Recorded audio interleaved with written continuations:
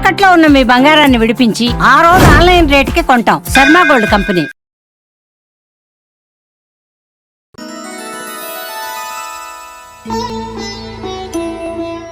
గురుగారు, కర్కాటక రాశి వారికి శ్రీ విశ్వవసనామ సంవత్సరంలో ఎలా ఉండబోతుందండి?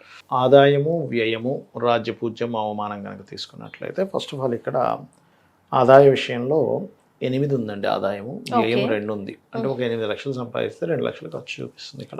అంటే ఇన్నేం కాదు చెప్తున్నా, 8/2 ఫర్ ఎగ్జాంపుల్. అదేవిధంగా రాజ్యపూజ్యం, అవమానం కూడా చాలా బాగుంది. అంటే 7, 3గా ఉంది. అంటే మెచ్చుకునే వాళ్ళ సంఖ్య 7 ఉంటే ఇబ్బంది పెట్టే వాళ్ళ సంఖ్య 3 ఉంది అనుకుందాం. సో ఇక్కడ వీళ్ళకి ఏమీ పెద్దగా ఇబ్బంది ఏం అక్కర్లేదు. అయితే మిగతా గ్రహస్థితులు ఎలా ఉన్నాయి ఏమిటి అని చెప్పి చూసుకున్నట్లయితే వీళ్ళకి సంవత్సర ప్రారంభంలో లాభంలో గురువు ఉంటున్నాడు. దాని తర్వాత వ్యయంలోకి వస్తాడు. మరి 12లో గురువు కదండి అని కొంతమంది భయపడుతూ ఉంటారు. కానీ ఇక్కడ భయపడాల్సిన పని ఏం లేదు. 12లో గురువు ఉన్నప్పుడు ఏంటంటే 9వ అధిపతి 12లోకి వచ్చాడు. దీన్ని మనం అర్థం చేసుకోవాలి. ఈ లగ్నానికి శుభుడు 1. దీనివల్ల ఏంటి, హైయర్ ఎడ్యుకేషన్ కోసం విదేశాలకు వెళ్ళాలని ప్రయత్నం చేసేటువంటి వారికి ఇది యోగిస్తుంది. కాకపోతే కర్కాటకం వారికి ఇంకో శుభవార్త ఏంటంటే అష్టమ శని కూడా పోతుంది ఈ సంవత్సరంలో. వీళ్ళకి ఈ ఏప్రిల్ మాసం నుంచి అష్టమ శని మనకి ఎట్లాగో శని కర్కాటకంలోకి వెళ్తున్నాడు. మన కర్కాటకం నుంచి భాగ్యస్థానంలో మీనంలోకి వెళ్తున్నాడు కాబట్టి శని అష్టమ శని అనేటువంటి తగ్గుతుంది. ఓకే, ఇంకోటి ఏంటంటే ఇక్కడ వీళ్ళకి ఇంతకాలము కొన్ని మిస్కమ్యూనికేషన్స్ మూడ్లో కేతు ఉండి ఏదైతే మిస్కమ్యూనికేషన్స్ కొన్ని జరిగాయో అన్నదమ్ములతో, తెలిసిన వాళ్ళతో, బంధువర్గంతో, అవి కాస్త ఈ సంవత్సరం జూన్ నుంచి తగ్గుతాయి. ఎందుకంటే 2లోకి వస్తున్నాడు కేతువు. కాకపోతే మెడికల్ రంగాల్లో ఉండేటువంటి వారు, గవర్నమెంట్ కాంట్రాక్ట్స్ చేసేవారు మాత్రం అక్కడ నుంచి మనీ రిలేటెడ్ సంబంధించినటువంటి విషయాల్లో కొంచెం తొందరగా అవి వసూలు చేసుకుంటూ ఉండాలి. లేకపోతే ఏమవుతుందంటే 2వ స్థానం వీళ్ళకి సన్ సైన్ అవుతుంది. అక్కడికి వచ్చేప్పుడైతే కేతు ఉంటున్నాడో అదేం జరుగుతుందంటే అది ఫైనాన్షియల్ మ్యాటర్స్ విషయంలో అక్కడ కొంచెం స్ట్రక్ అవ్వడం జరుగుతూ ఉంటుంది.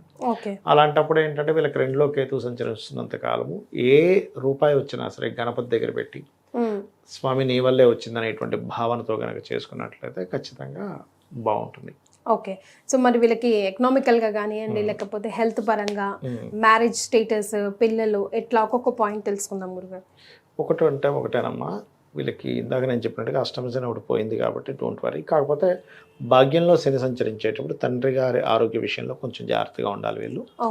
బట్ ఎకనామికల్గా అయితే పెరుగుతారు. ఎలాగో 8-2 వచ్చింది కాబట్టి బాగుంది కాబట్టి డోంట్ వరీ. కాకపోతే కాస్త ఎంత మీరు కేతు గ్రహం దగ్గర దీపారాధన చేస్తూ గణపతిని ఆరాధిస్తే ఇంకా బాగుంటుంది ఈ సంవత్సరం చెప్పాలంటే. గృహయోగాలు కొంత గృహ సంబంధించినవి యోగిస్తాయి ఈ మధ్యకి. ఈ సంవత్సరం ఏదైనా గృహం కొనుక్కోవాలనుకునేటువంటి వారికి గతంతో పోల్చుకున్నట్లయితే చాలా బాగుంటుంది. అయితే ఇక్కడ ఏంటంటే కుజుడు వీళ్ళకి 12లోని రాశిలోని మొదటి 2-3 నెలలు సంచరిస్తాడు. దానివల్ల ఏంటంటే కొంచెం స్నేహితులతో చిన్న గొడవలు, వర్క్ స్ట్రెస్ పెరగడం. ఎందుకంటే దశమాధిపతి కూడా అవుతాడు కర్కాటకానికి. వర్క్ స్ట్రెస్ చాలా ఎక్కువగా పెరగడం జరుగుతూ ఉంటుంది.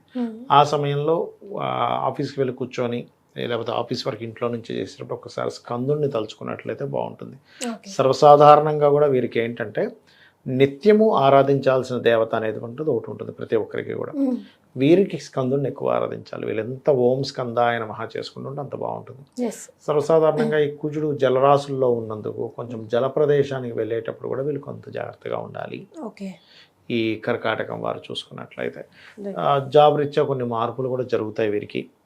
కొంచెం ఒత్తిడి కూడా ఎక్కువగా ఉంటుంది జాబ్లో, ఓవర్ వర్క్ ఉంటుంది. అదంతా జస్ట్ 2-3 మంత్స్ మాత్రమే అర్థం చేసుకుంటే సరిపోతుంది. ఇక వివాహ సంబంధ విషయాలు కనుక చూసుకున్నట్లయితే వీళ్ళకి ఎక్కువగా విదేశీ సంబంధాలు కుదురుతాయి వీరికి. ఎందుకంటే 7వ అధిపతి భాగ్యంలో ఉన్నాడు కదా, అందుకని. అది మరి పిల్లల పరంగా గురుగారు, పిల్లల పరంగా ఉన్న వాళ్ళకి మొదటి 3 నెలలు కొంచెం వాళ్ళ వల్ల వీళ్ళు కొంచెం ఒత్తిడి ఎదుర్కొంటారు. పిల్లల వల్ల తల్లిదండ్రులు ఒత్తిడి ఎదుర్కొంటారు. ఎందుకంటే పంచమాధిపతి నీచ కదా. పంచమాధిపతి లగ్నంలో నీచపడ్డప్పుడు షేర్ మార్కెట్ వల్ల, సంతానం వల్ల, లేదా ఫ్రెండ్స్ లేదా ప్రేమ వ్యవహారాల వల్ల మొదటి 3 నెలలు కొంత జాగ్రత్తగా ఉండాలి. ఎవరినో ఇష్టపడడం, వాళ్ళు యాక్సెప్ట్ చేయకపోవడం వల్ల వీళ్ళు బాధపడ్డం, లేకపోతే వాళ్ళు మోసం చేస్తున్నారని తెలిసి వీళ్ళు బాధపడ్డం, లేకపోతే వాళ్ళు దక్కట్లేదని బాధపడ్డం, వాళ్ళతో దూరం అవుతున్నారని బాధపడ్డం, ఇట్లాంటి కొన్ని స్ట్రెస్లు ఉంటాయి వీళ్ళకి. దాని అన్నిటికీ కూడా కందులు దానంగా ఇవ్వడం, గోవు క్యారెట్స్ తినిపించడము, కందుని ఆరాధించడము, ఎర్రటి పుష్పాలతో అమ్మవారిని ఆరాధించడము, ఇవి సరిపోతుంది. ఇవి చేసుకున్నట్లయితే బాగుంటుంది అనే విధాలు. గురుగారు, మనం రెమెడీస్ పాటిస్తే అవి ఎలాంటి ఎఫెక్ట్ని చూపిస్తాయి మనకి ఎట్లా తెలుస్తుంది గురుగారు? అది మీరు ఎప్పుడైనా అసలు రెమెడీని కంటిన్యూస్గా పాటించాలమ్మా. చాలామంది ఏం చేస్తారంటే ఒక మంత్రం చెప్పాం, ఈరోజు, రేపు, ఎల్లుండి 3-4 రోజులుగా ఆగిపోతుంది. నేను ఏం చెప్తానంటే ఇప్పుడు ఒక వ్యక్తి మంచి బాడీ బిల్డర్ అవ్వాలనుకోండి, మంచి స్టెబుల్, మంచి స్టిఫ్గా అంటే బాడీ ఎంతో మంచి ఇదిగా ఉండాలి, కండలు తిరిగి ఉండాలంటే ఏం చేయాలి? కనీసం 1 సంవత్సరం 2 సంవత్సరాలు రెగ్యులర్గా ఒక కోచ్ని పెట్టుకొని లేకపోతే ఏదైనా టిప్స్ పాటిస్తూ ఫుడ్ హ్యాబిట్స్ మార్చుకొని చేంజ్ చేసుకొని ఒక 2 సంవత్సరాలు మీరు పాటిస్తే అప్పుడు మీకు బాడీ స్టిఫ్నెస్ పెరుగుతుంది, కండలు తిరుగుతాయి. 2 రోజులు వెళ్తే రాదు. అలాగే ప్రతిదీ ప్రకృతిలో ఇన్ని రోజులు చేయాలని ఉంటుంది. అందుకే మనకి దీక్షలు పెట్టారు 40 days. ఫలాపేక్ష రహితంగా చేయాలి అమ్మవారికి. ఖచ్చితంగా మీకు ఫలితం కూడా ఉంటుంది. బట్ రెగ్యులర్గా చేయాలి, రెగ్యులర్గా సిస్టమాటిక్ వే శ్రద్ధగా రెగ్యులర్గా చేస్తే ఏదైనా సక్సెస్ అవుతుంది. సో కర్కాటక రాశి వారికి మొత్తంగా అయితే బాగుంది. ఆ చిన్న చిన్న డిస్టర్బెన్స్కి కూడా గురుగారు ఎలాగో రెమెడీస్ని సూచించారు కాబట్టి అవి పాటించండి. మీతో పాటు మరికొంతమందికి ఈ విషయాన్ని షేర్ చేయండి, సో దట్ వాళ్ళు కూడా బ్లిస్ఫుల్ లైఫ్ని లీడ్ చేయొచ్చు. అంతే కదా గురుగారు? శ్రీమాత్రే శ్రీమాత్రే నమః.